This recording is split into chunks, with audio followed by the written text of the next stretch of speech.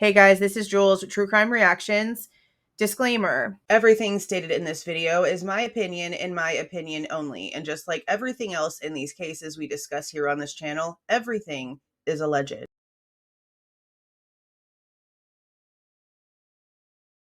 Okay, when the new documents came out, we started going over them separately, but in the very first live of this new set of documents for the second order for the unsealing of the court documents, there was a 28-page list of what the state planned to present at the trial.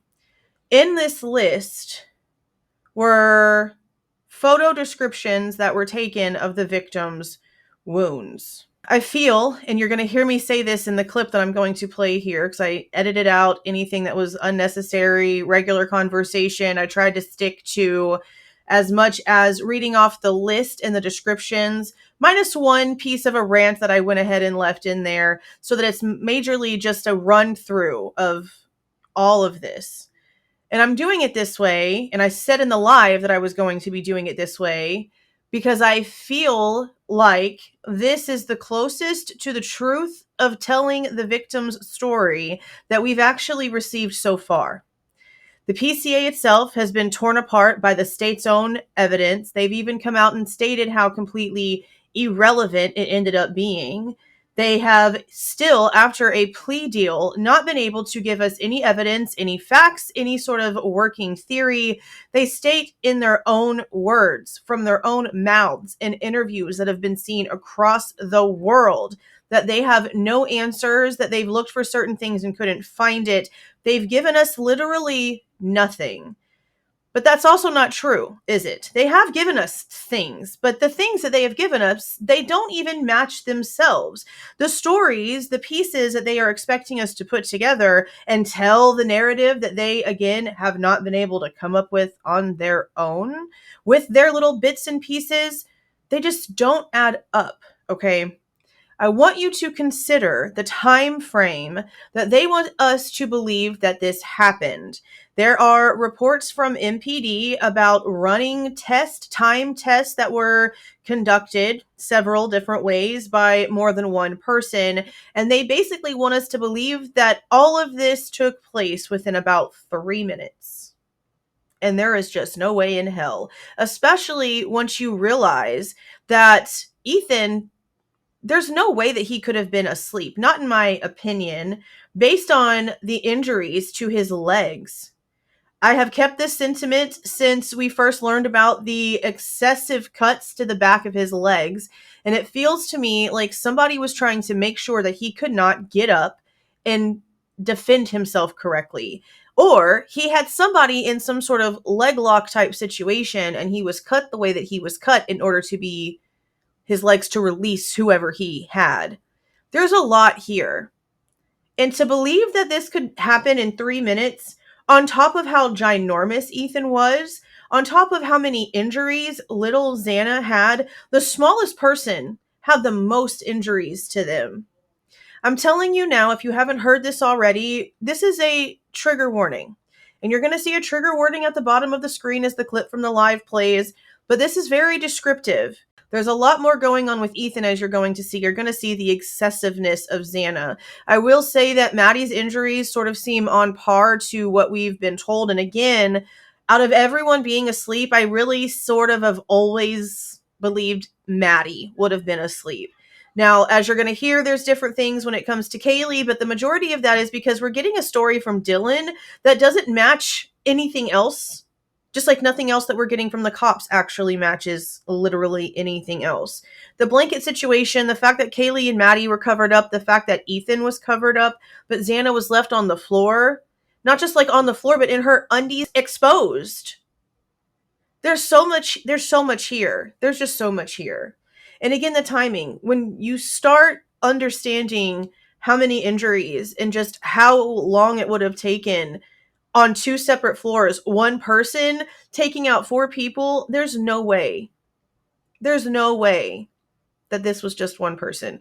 There's just no way. But I'm going to stop talking and I'm going to play this and I'll be back. Okay, so this is what I was talking about, guys. This is why the trigger warning. Name, body part, injury. So I'm going to give you all about 10 seconds to like realize what we're doing here because we're about to get into some really sad shit. Ethan Chapin, chest, throat injury, scalp wound on right side. Remember we saw a portion where it looked like they were putting together hair and blood in one little spot next to each other. He's got a scalp wound, so I just find that goes together maybe. Scalp wound on left center side. Wounds near left ear. Wounds on back of left thigh. Side view of wounds to back of left thigh. Close up of wounds to left thigh. Close up of wounds on inside of thigh. Side view of wounds to right leg. Both legs had injuries. Close up of wounds to right leg. Wounds to top of right hand fingers. You mean like he punched someone in the face? You mean like he was fighting someone and had injuries to his right hand? You mean like that? Right hand palm up. Wounds to top of left hand. Wounds to inside of left wrist. Now let's just stop for a damn minute. Exactly, Jesse. We are supposed to believe, from what they've said, that Ethan was asleep while Xana was running for her life and screaming and fighting and all these things. And then all of a sudden the suspect left Xana on the ground and went over and took Ethan out real quick and then went on to Xana. That's what they're trying to make us believe. Exactly. Does this not sound like Ethan was fighting for his life and that someone cut the back of his legs so that he couldn't chase them? Or maybe, just maybe, he had them in some sort of leg hold. And in order for them to break away, they cut the shit out of him. Is that not what this sounds like? And remember, Steve, say whatever you want, and I've talked all the shit, and I'm going to continue to talk the shit until he comes out and takes accountability. But Steve Goncalves did make a very interesting statement, 2 interesting statements, about how they didn't have to go upstairs, and that whatever happened on that second floor, it was one hell of a fight. Remember that? This makes me sick. This boy was not asleep. That's what I've always wondered. What are you cutting his legs for? If he's passed out and all you need to do is go over and on his neck, what are you doing? Why are you cutting him up like that? He has wounds to what else? Scalp wounds on his head. Wounds on his left ear. Wounds on his wrists. Wounds on his upper hands like he's hitting things. What? You see why? Gives you an entire different perspective of what they're trying to tell us. So you want us to believe that Mixter dexterity issues, can't fillet a fish, was able to physically take down Ethan on top of everything else? I understand if he was in boxing and y'all want to try to pretend like that matters. Ethan was a giant. Yep. Right here. That's the first thing that my buddy said. That's a defensive mood because he probably had somebody in like a leg lock or some shit. Yeah, probably.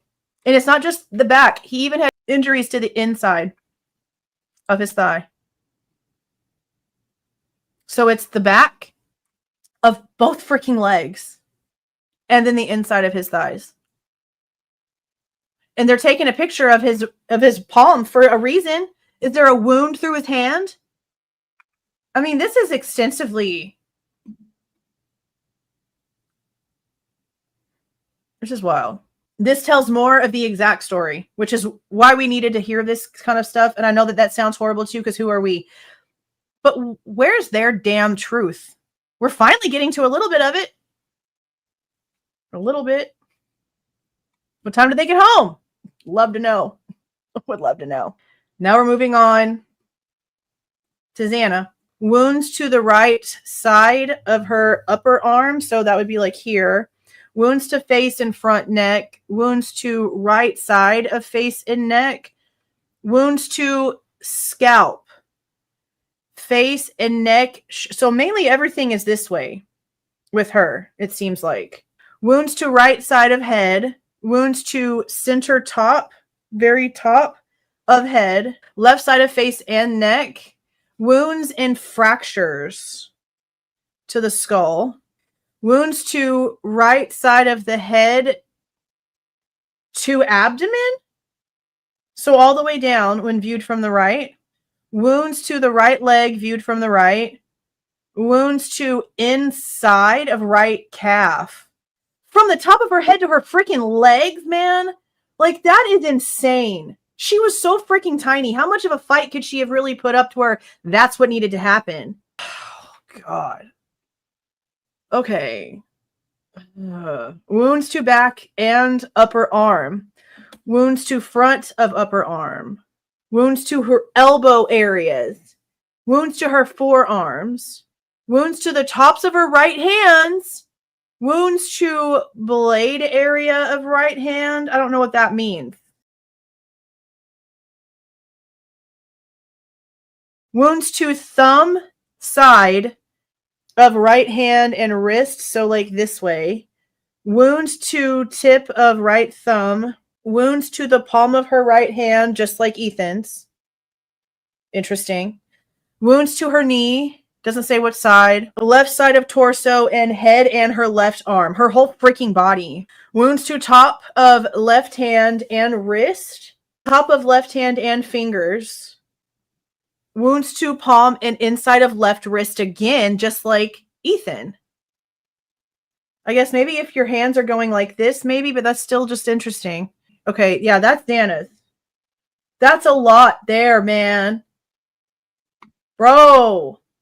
That's kind of where I was at. Yeah, that's true too. Man.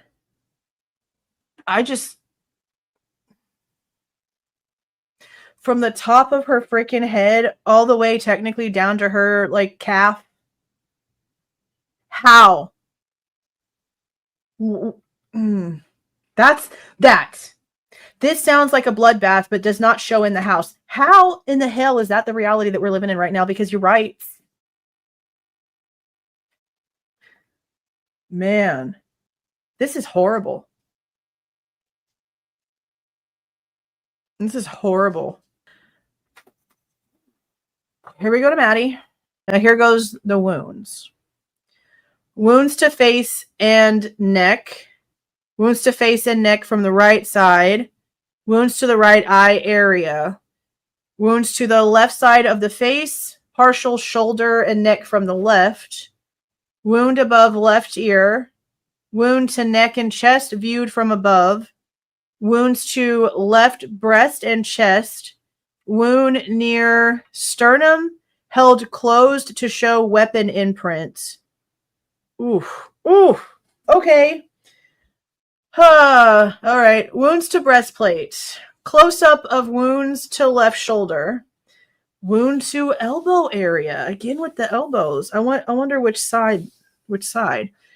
Top of right hand, palm down. Palm of right hand again. Wound on the top of the left hand.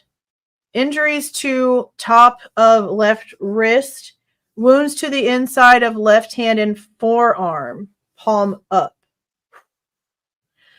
Like, hers are just like, the held closed for imprint is like crazy. Everything is like here up. And that's pretty much what they said. So I am sort of wondering if we're not going to see injuries on them at all on their legs, then I'm going to go ahead and assume that they were covered up while they were attacked.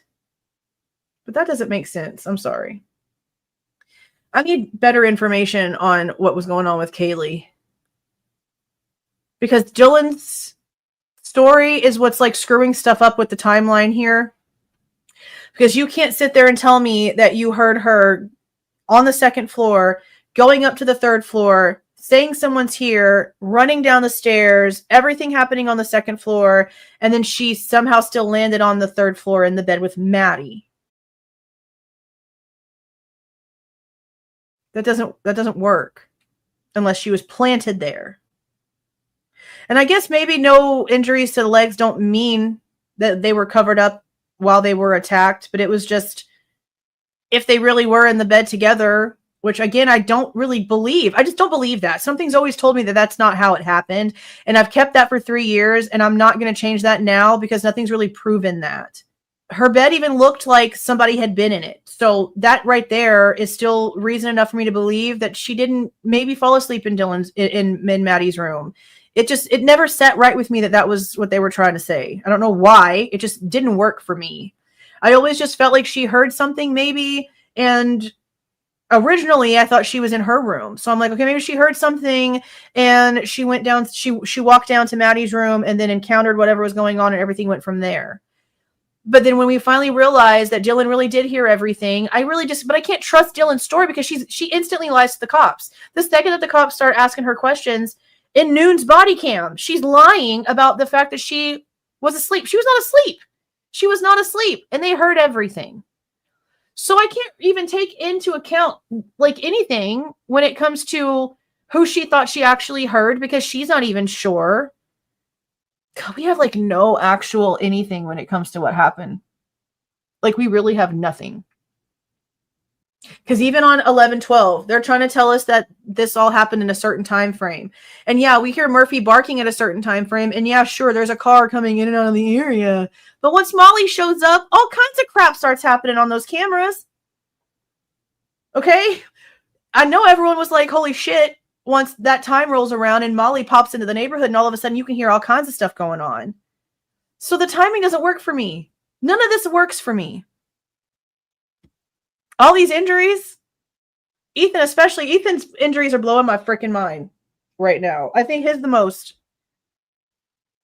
Xana's second. Maddie's, honestly, I feel like if anybody was asleep, it was probably Maddie. I've always felt that, at least. That's never changed either. I've always felt like, again, if anybody was asleep, it was Maddie.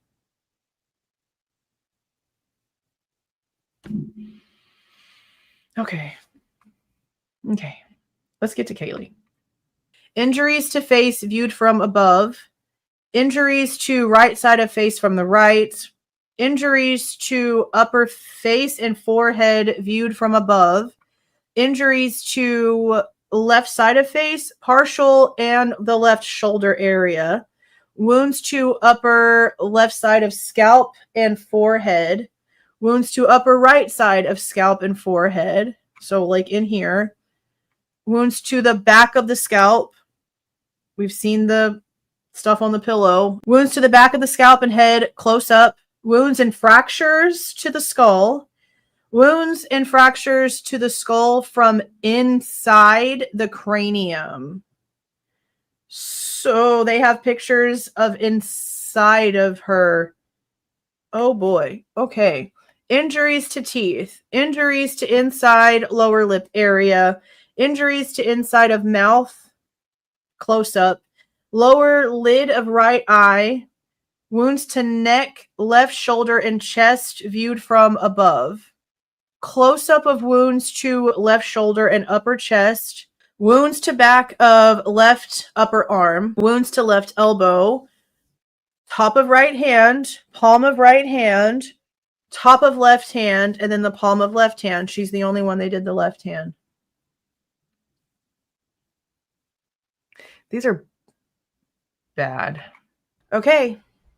Now I want to know what you guys are thinking after hearing, again, the excessiveness of these wounds. Especially how it gives you a very different view, a very different perspective on what maybe actually did happen with Ethan, which is the opposite of the story they've been pushing. Let's be serious. But that's it. I want to know what you guys are thinking down in the comments. If you like the way that I present this information and give my opinion, please don't forget to leave a like on the way out. Subscribe to the channel if you have not subscribed already. And please don't forget to make sure that that notification bell is set to all so you don't miss any of my rants, reviews, reactions, updates, or deep dives. See y'all.